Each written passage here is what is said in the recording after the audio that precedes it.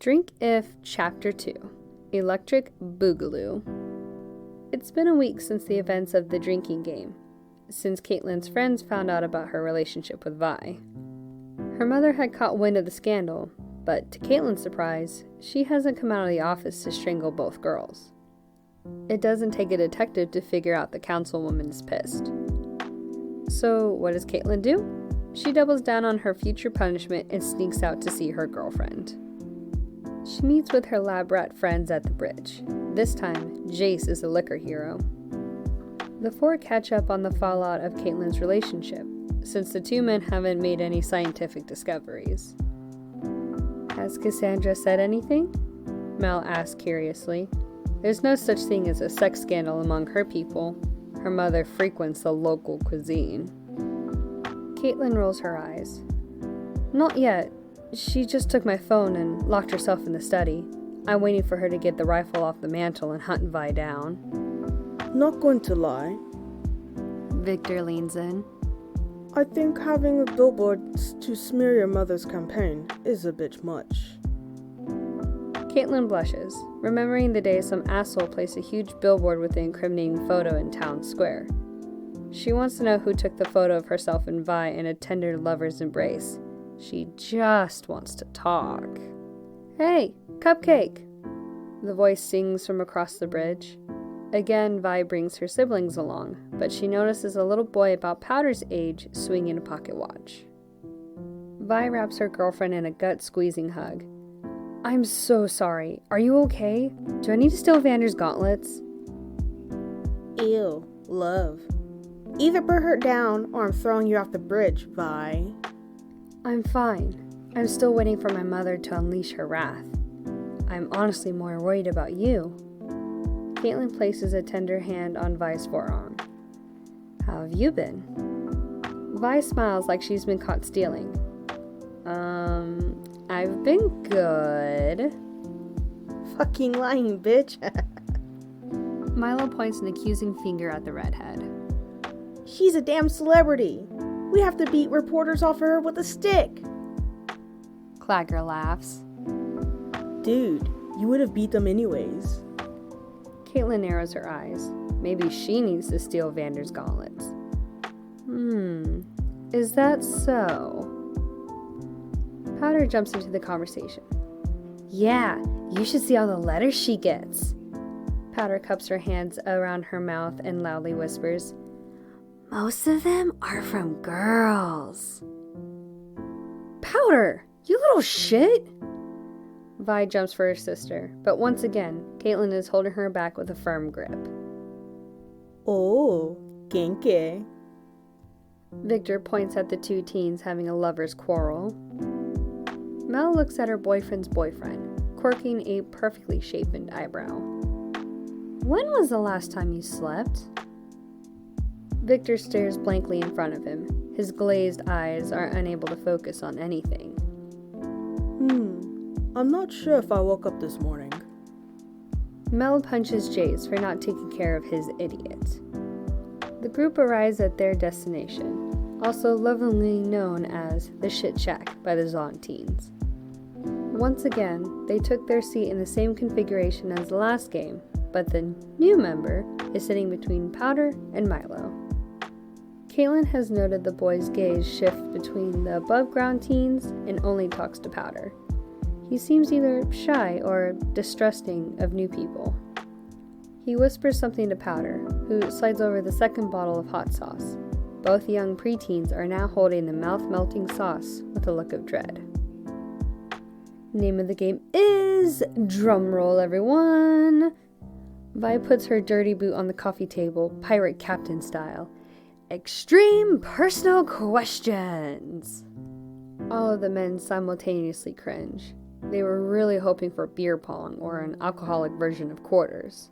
Vi grins like she robbed a bank. I snagged these from a bachelor party. Caitlin facepalms. Why were you at a bachelor party? The same reason why we're all here. Free booze. Milo laughs.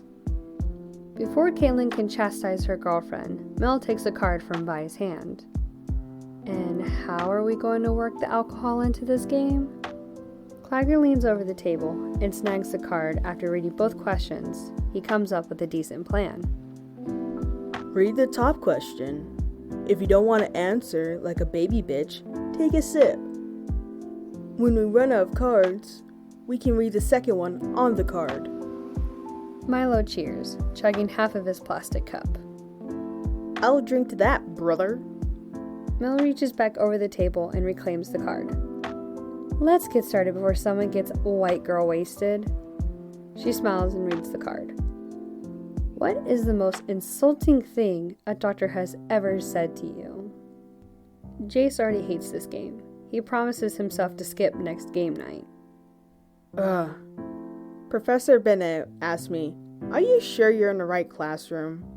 This is college physics, not high school art class." It was my first day transferring from community college, and I didn't have my uniform yet. Victor laughs at his boyfriend. He remembers the rumor that circulated around the freshman who showed up to class in a polo shirt, sweatpants, and neon pink slides. Jace has always been a walking fashion disaster. Victor taps his chin. This is a hard question for him since none of his professors have ever insulted him. I got one. My physician told me I should donate my body to science. I'll be better taken care of dead than alive. The room is silent. Leave it to Victor to kill the mood. Oh, I forgot to mention, I'm from the Fishers. Piltover has a class problem worse than a game problem in Zon. Your turn, Kate. Caitlin has an embarrassing story already lined up for this question. Fuck, she has to relive this tale again. When I was getting my physical for the school year, the doctor looked at my chart, then up at me, then back to the chart. She thought she grabbed the wrong chart. She said something about me looking like a grown woman. Jace softly shoves Caitlin's shoulder. Ha! You scared her. You fucking giant. Vi joins in on the teasing. Nah, the doctor thought she was wearing stilts. She waited for the group's laughter to subside before gracing her friends with her depressing story.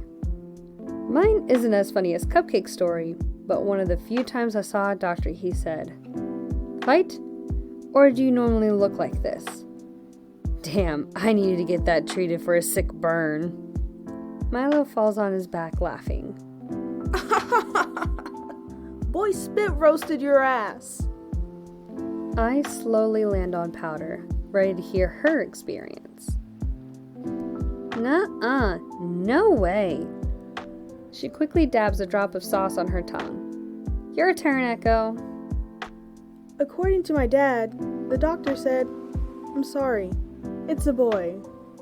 Echo smirks. With his head placed comfortably in his boyfriend's lap, Victor shouts. Oof, that's rough, buddy. Milo nods along, but takes a sip of some clear alcohol. That's between me and the doc. Vi stage whispers. He probably had itchy crotch rot. Nope, I don't even want to imagine Milo's dick. Clagger pretends to wave a white flag of surrender. The most fucked up thing a doctor's told me is, shit. I didn't think kids could be so wide. Now that I think of it, I'm not sure if he was a doctor. It could have been my uncle.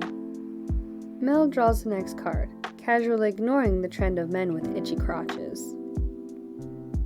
What did you discover the last time you eavesdropped on a conversation? She drops the card and takes a long sip. I'm scarred for life from this one. Mel takes one more sip. This one time, I was looking for my mother. I was told she was in the throne room. When I walked in, I heard her talking to someone, followed by flamboyant moans.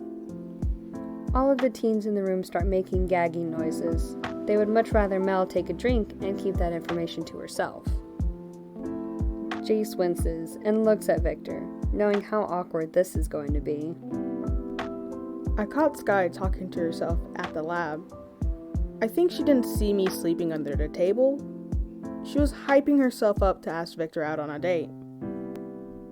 Victor gives Jace a death glare and takes an angry sip. Okay then. Caitlin scratches the back of her head nervously. I overheard my mom arguing with my dad over what happened. Vi leans over and wraps Caitlin in a bone-crushing hug. The group can hear a loud pop. Ugh, Vi! I can't breathe! Your pecs are smothering me! Oops, my bad. The redhead releases the crushed teen. Right, we're playing a game. Vi taps her chin for a moment. I think I'll skip. She reaches out for the tequila and takes a long draw from the bottle. Powder glares at Milo. I overheard Milo and Vi talking about me after we robbed that apartment. He called me a jinx, and I stayed around long enough to hear Vi defend me. Everyone takes turns leaning over the table to smack Milo a few times. Then Caitlin turns to Vi. Her eyes are narrowed.